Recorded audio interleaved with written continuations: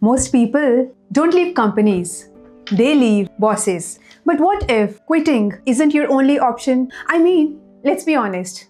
We have all had that one boss, right? I'm sure you have felt this too. Your job stability, peace of mind, even growth often depend on one person, your boss. But that's not in our control. You may be lucky once, have a great boss, but in your next role, it might be the opposite. Suddenly, adapting becomes hard. और फिर कभी-कभी लगने लगता है कि काम से ज़्यादा बॉस को मैनेज करना पड़ता है. And then you start questioning the job, the environment, yourself. So how do you handle this? How do you stop depending on your boss for growth and still thrive? The truth is, people are different, companies are different, and not all managers are easy. But after 20 years in corporate and hundreds of conversations, I have learned this. You cannot control your boss, but you can manage them smartly without overstepping. In this video, I will walk you through 6 common types of bosses, the good, the difficult, and everything in between, and how to handle each one without losing your peace or progress. So let's get into it. But before we dive into the types, don't start by blaming your boss. If they seem unhappy, pause and reflect. Am I missing something? Self-reflection is the first step. If you have already been following my earlier strategies on mindset, growth, mistakes, and productivity, congratulations! You have already won half the battle. Now let's gear up. Time to dive straight into these boss types. As you can see on screen, I have categorized bosses into 6 types. Write in the comments which one describes yours. Let's start with the micromanager. Micromanagement is quite common, especially among bosses who are recently promoted or under pressure. They check every detail, hover over your work, and track your every move. It's like working under a CCTV, always watching, rarely trusting. ये constant interfere करना आपके confidence को hurt करता है and kills creativity. So how do you handle it? Step 1. Set clear expectations. When they ask for updates, respond with a firm timeline. I'm on it. This will be with you by 4 p.m. Step 2. Deliver what you promised. जब आप commit करते हो, तो काम time पे deliver भी करना है. Every time you do, you build trust and the back off. Step 3. Communicate proactively. A simple morning message works. Here's what I'm working on and when to expect it. When I started my career, my boss would literally sit over my shoulder. One day I said, I will give you the report by 11 a.m., but I need uninterrupted focus. And I delivered at 10:45. After that, no more hovering. That's how you turn a micromanager into hands-off supporter. Next, the unavailable boss. Corporate में ना सबको boss जल्दी बनने का charm होता है. Some rise with a growth mindset. Others get overwhelmed or disappear when it matters the most. किसी को conflict से problem होती है तो कोई decision लेने से बचता है. Either way, when the team needs them, they are missing. So how do you handle it? Step 1. अपना काम इतना strong बना लो कि support की ज़रूरत ही ना पड़े. Step 2. जब भी उनके पास जाओ, clarity के साथ जाओ. Here's the issue. 3 options and my recommendation.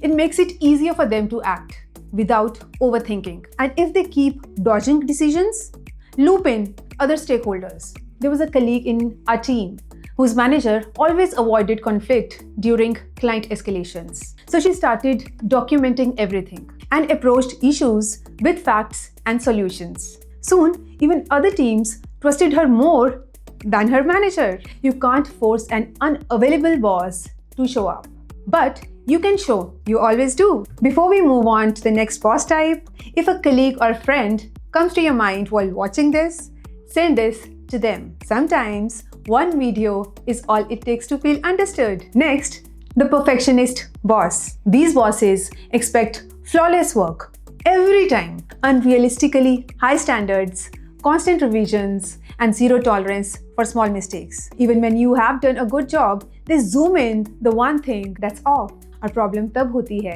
जब आप काम करते करते अपनी वैल्यू भूलने लगते हो, क्योंकि कभी गुड इनफ सुनने को ही नहीं मिलता. Over time, it leads to burnout and self-doubt. So how do you handle a perfectionist? Step 1.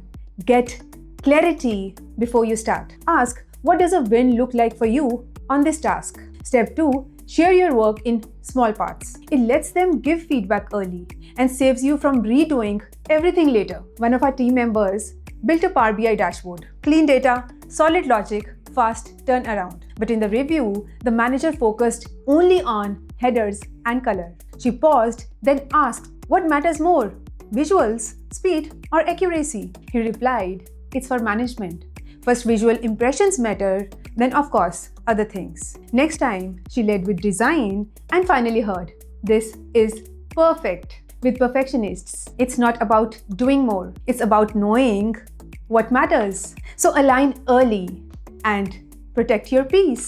Next, the recognition blocker boss. These bosses don't steal your work, but they don't acknowledge it either. No appreciation, no visibility, no credit in front of seniors. ये credit लेने में तो expert होते हैं, लेकिन appreciation देना भूल जाते हैं. Sometimes they are just busy. Other times it's intentional to stay in the spotlight. Either way, it's frustrating. You deliver results and still feel invisible. So how do you handle a recognition blocker? Step 1. Document your contributions. Maintain your own record, version logs, emails, and personal notes. Then, when updates are shared, you can subtly reference your part. As I mentioned in last week's update, we resolved that on Tuesday. Step 2. Speak up strategically. In meetings or client calls, weave your role in naturally. As part of my work on that dashboard, here's what we improved. It's not boasting, it's quite visibility. One of my teammates did that consistently, and soon even seniors started noticing her more than her boss. Appreciation is nice, but visibility is power. And when you are consistent, you don't need a spotlight. You create one. Next, the insecure boss. These bosses are not always rude or loud. They quietly see your growth as a threat. They hesitate to share opportunities, hold back praise, and avoid giving you visibility. उनका problem आपका काम नहीं होता, आपका confidence होता है. They might exclude you from meetings or micromanage selectively, not because of performance, but because your capability makes them uncomfortable. So how do you handle an insecure boss? First, don't compete. You are not here to prove you are better. Be a team player. Give credit and stay respectful even when you are right. And I know it's tough, especially when you know you are doing well but still feel like you are being held back. Second, build visibility beyond them. Keep stakeholders updated. Contribute in group spaces and let your impact speak. One teammate did this brilliantly. Her manager never let her present to clients, so she drafted updates and asked politely, "Would you like to send this, or should I share and CC you?" She always highlighted team efforts, never bypassed. Eventually, a senior leader noticed her consistency and invited her to join a client meeting. Insecurity thrives in silence, but grace, consistency, and contribution always get noticed. Next, the mood swing boss. These bosses are unpredictable, energetic and supportive one day, cold and irritable the next. You find yourself second guessing every word, email or meeting. एक दिन ये तारीफ करेंगे और अगले दिन वही काम पे सवाल. Their mood sets a tone for the team. And it's hard to know what you are doing right or wrong. Why does this happen? Sometimes it's stress, deadline, pressure, or personal issues they bring to work. Other times, it's lack of emotional regulation or leadership maturity. So how do you handle this? First, set emotional boundaries. Their bad day doesn't have to become yours. Pause before reacting. Stay respectful, but don't take it personally. Easier said than done, I know. But this one mindset shift, not taking it personally, saved my sanity more times than I count. Second, stay consistent from your side. Stick to facts, timelines, and neutral language, especially when they are off. One developer I worked with started sending calm, structured updates daily.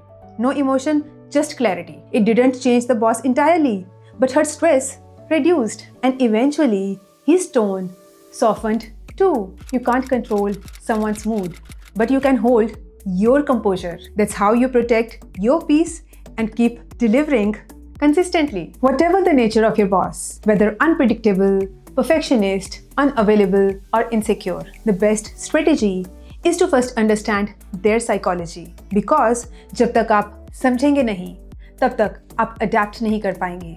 And adapting smartly is not a weakness. It's a skill. A skill that protects your mental peace and supports your career growth. If this video helped you better understand your workplace challenges, do like, comment, and share it with a friend who might need this. And don't forget to subscribe. New videos every Friday at 7 p.m.